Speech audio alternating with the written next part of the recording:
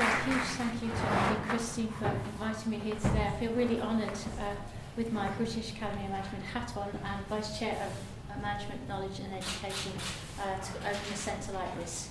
I called my talk today Management Education in Action, because exactly as Andy was saying, this isn't something that's happening out there. This is us and our community, and we are fostering, developing and becoming in a process of learning how to educate better in a changing world. And so I wanted to talk to you today a bit about what we're doing at the British Academy of Management, but also how I came to this and what my take on that is and how that's making me think about this landscape.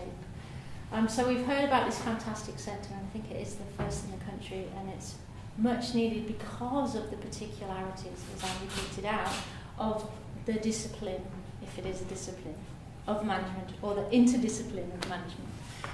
We are a very pluralistic group that have very different ontologies and epistemologies and ways of looking at the world, and then on top of that we have all the ontologies and epistemologies of education. So we have a very complex landscape within which to navigate, and on top of that we're working in a changing world. So the British Academy of Management is a learning society dedicated to developing academic management research, and so we're extending that idea into management scholarship of learning and teaching. We've got over 2,000 members, 400 are based internationally across 62 countries, so we're a growing society, and we have 500 student members as well. In 2015, we launched a Management, Knowledge and Education initiative. We've had a Knowledge and Learning SIG for a very long time, Special Interest Group at BAM for a very long time. But with the changing political landscape, the introduction of the Teaching Excellence Framework that's chasing us right now, we thought that this was really important to support our membership through these changes. So how do we think about it, BAM? I come to this, to management education, from a bit of a surprising route. I have a background in marketing, and as a marketing executive for a fire engine company for quite a long time, and then a publishing company. I worked for Reed Elsevier, familiar with them. I came back into academe, having been frustrated as a marketing manager, realising that the theories that I'd learnt in school and at university just weren't quite working. And I then decided to try and do something about understanding why they weren't working for me, and to try and think about what sorts of new forms of knowledge were being generated. In 2009, I was lucky to get an AIM Management Practices Fellowship, and as part of that work, I worked with this gentleman here. This is Alan. Alan was a manager for a consultancy company, and when he told me to call me out, it was all I could do to not sing. But we had a great relationship, and I learnt a lot from Alan about the notion of what knowledge is, and management knowledge specifically, and this idea that Oliakowski talks about knowing, practicing, that we learn through doing. And I take that right through the classroom, and it made me really think, working with Al, that we need to think about management education and management learning wherever it happens. This is how I work with Al. He did video diaries for me. He was out on the road trying to work out how to make a market for the types of consultancy services that he sold in a brand new market in the oil industry. He worked in the aerospace industry, and he wanted to go into the oil industry because of trying to grow the business. This was in the days when most telephones didn't have video cameras. And so we bought these tiny little video cameras. Whoops, it's a touch screen, sorry. Tiny little video cameras. They were about £20 from PC World. And I gave them to several managers into the field, and they kept diaries about how they were working out how to take what John Schotter calls the next innovative step. So how do I work out what to do next? Who am I doing this working out with? Where am I doing it with? And what sort of management information or market information am I using? And because Al had the camera, he was making these videos, he was sending them to me, I was watching the video in my office, Then Al would come back from his travels, we'd sit together, and I would video us watching the video of him together and discussing it, and then I would make sense of that and then tell Al how I'd made sense of his learning as well as my learning from the space in between us as we tried to work out what the market was together. So this theory-practice interaction has shaped everything that's made me rethink about education. Not only how our students learn when we have 500 of them in a huge lecture theatre right in front of us, but also that as researchers and as collaborative Mode 2 type research production, we're learners, they're learners, and that we're better learners together. Another thing I learned with Al through using the video, and I'll just put this on in the background so you can have a look. It's this one. Right, so I didn't want to show you student data, but this is an artist called Bill Viola. He takes a film that probably takes about 1 minute to happen, and he slows it down. So your experience of his art is a 10-minute experience. It's a group of people standing together waiting, and they have this huge shock where a huge wave of water is suddenly hurled at them. The water is such that it makes them fall, but you see the actions and the interactions in slow motion. You feel emotion, you see the materiality of the situation, and you experience interaction in a way that you would never experience in real time.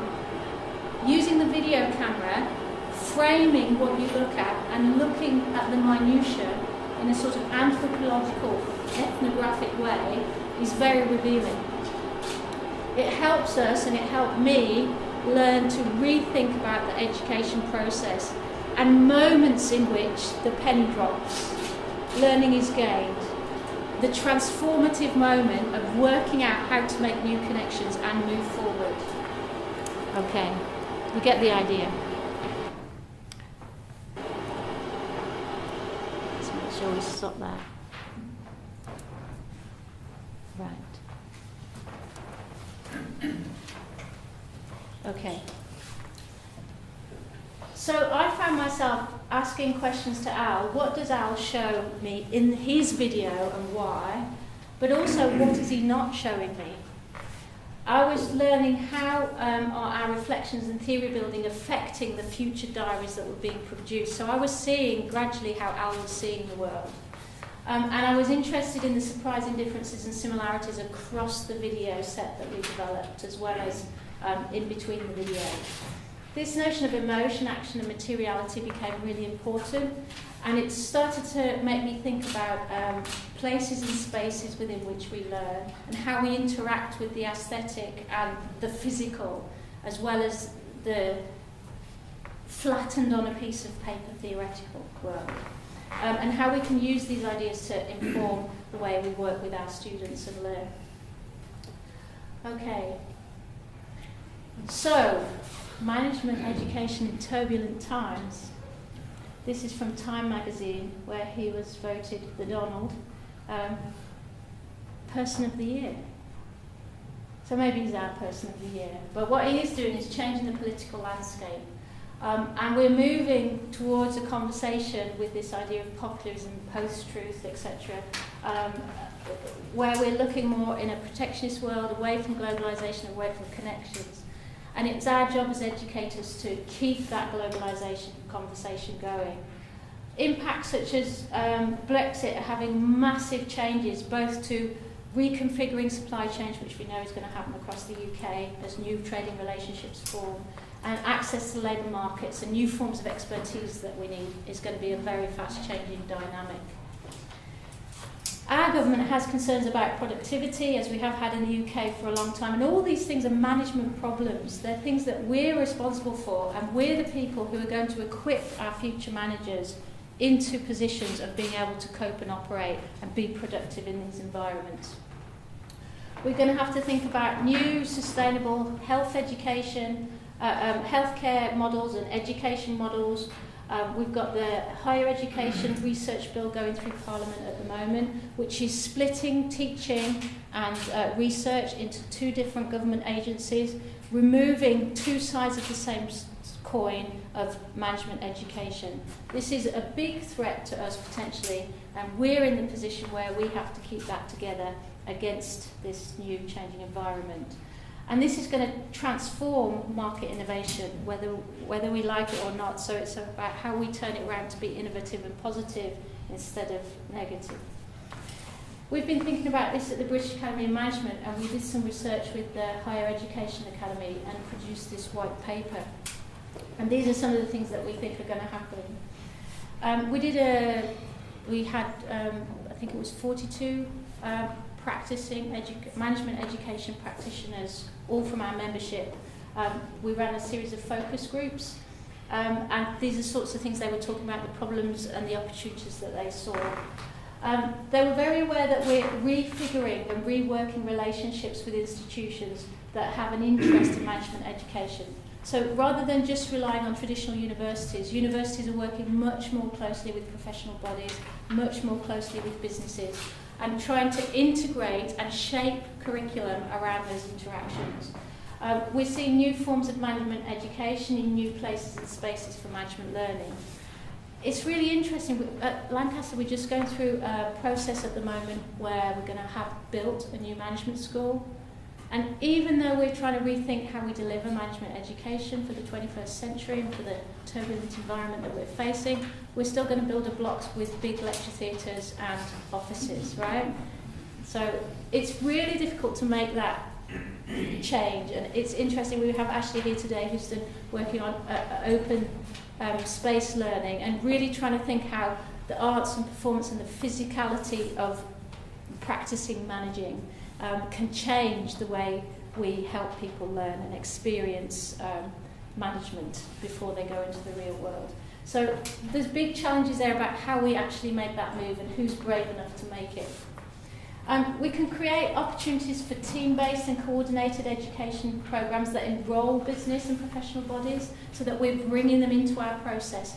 And we need new practices as educationalists to help us do that because they don't exist at the moment. We need to recognise and reward management educators that develop innovative materials and practices and enrol others in these practices. We heard in our focus groups that some people in universities were doing management education research and publishing in scholarly journals, and were then told that that research didn't matter because it wasn't proper research. That's horrifying and very sad because this is central to what we do. It's the fundamental argument of why we do things the way we do it. So we need support for that. We need to develop capacity building programs that foster and reproduce promising practices as they emerge. And we need to support and fund MKE scholarship. So scholarship in this field is recognised in its own right. And I know we have Eugene here tonight who's done a huge amount with management learning to that end. So thank you very much. Really important that we push that. Okay, and then we need to recognise the structuring of the specificities and diversities that are within the management field. This is something that other fields don't need to deal with, right?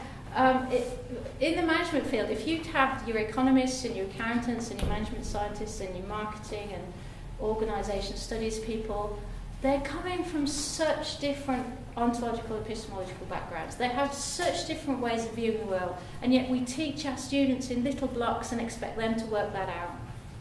We need to do much more about explaining and being visible about what those positions are and why we take different positions, the complementarities and the tensions between them, and then they will be much better positioned to go into the world and use the analytical tools that they want knowingly and in practice.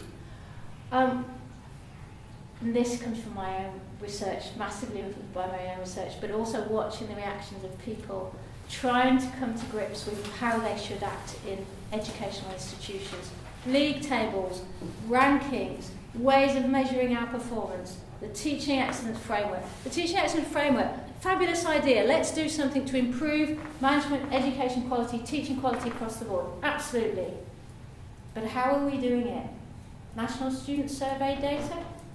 This is an unfolding process at the moment. We're trying to understand how to do it well, but we're letting Times Higher impose rankings on us, and we're using those rankings to shape our behaviour. What about developing our own rankings and using those to perform the market we want and create the type of educated managers with the capabilities that we want, so we take ownership of this problem? It's our community and things like your centre that are going to be at the forefront of this. Just out. Times Higher Education Supplement, Teaching Survey 16th of February. Over 70% of respondents felt that NSS scores did not accurately represent teaching quality. Nearly 75% of respondents felt that NSS scores did not improve teaching quality, and yet those could be at the foundation of the measures that form TEF. More from the same.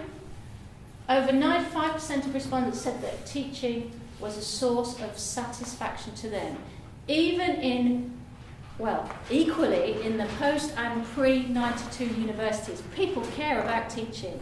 They get satisfaction from teaching. It's a myth that research matters more.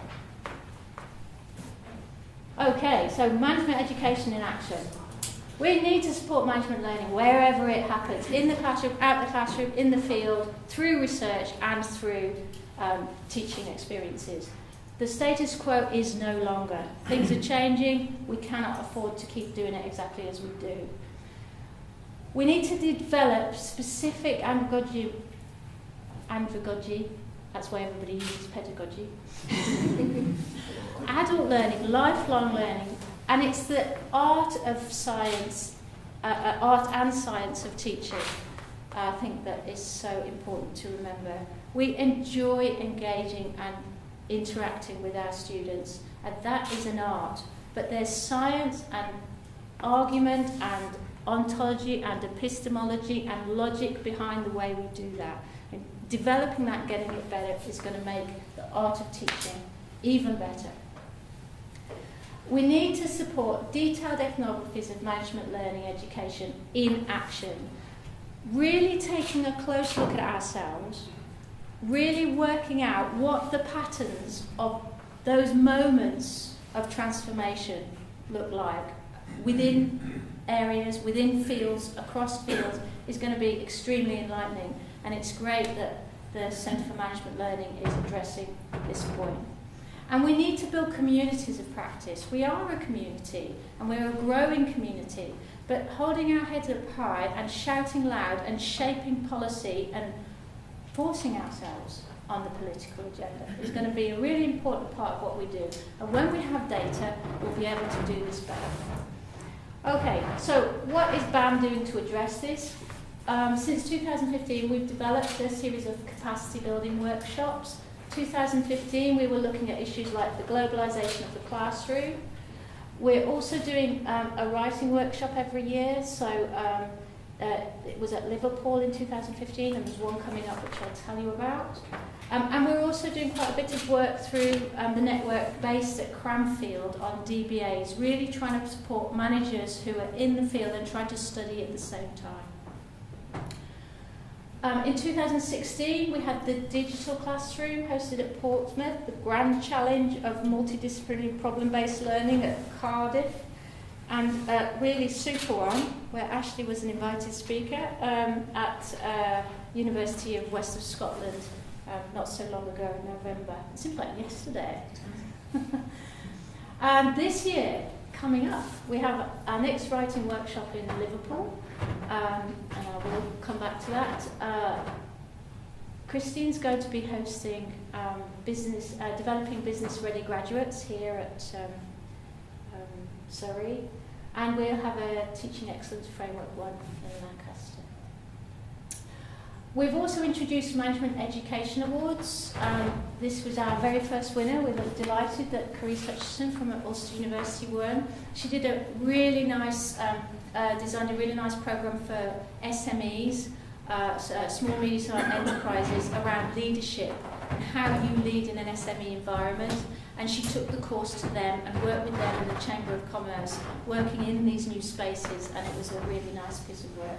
So we were delighted to give her the award, and she's coming back next year to BAM conference, and she's presenting a PDW, Professional Development Workshop, to help with that development.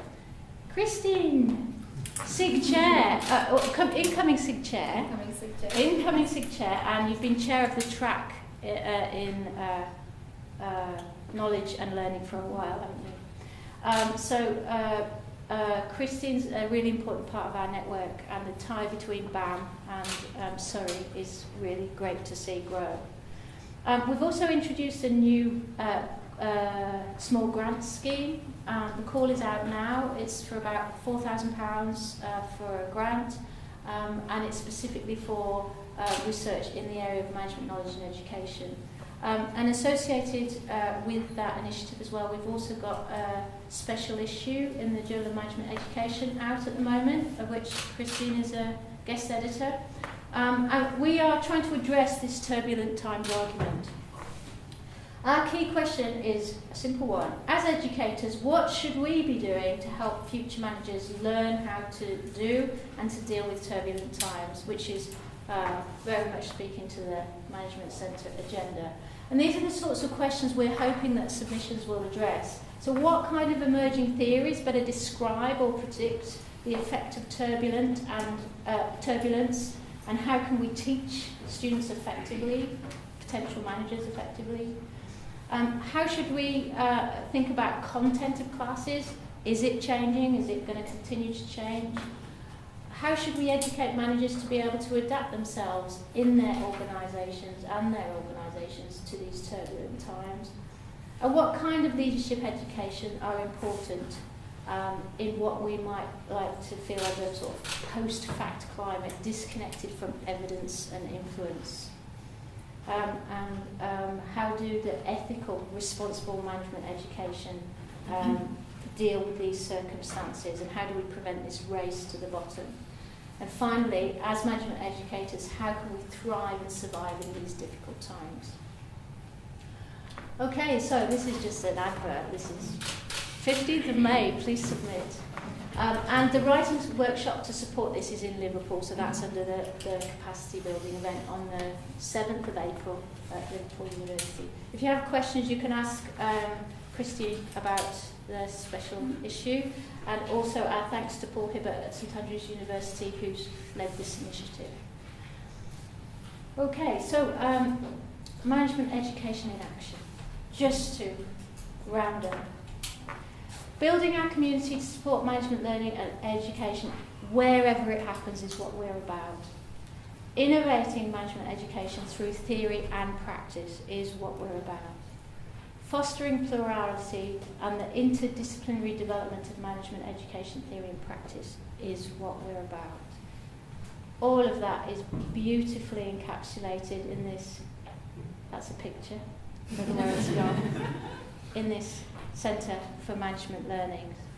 It's absolutely fantastic to see it happening, and we support you all the way as the British Academy of Management, and we wish you luck with all your endeavours. So let's shape management education through our collective interdisciplinary and pluralistic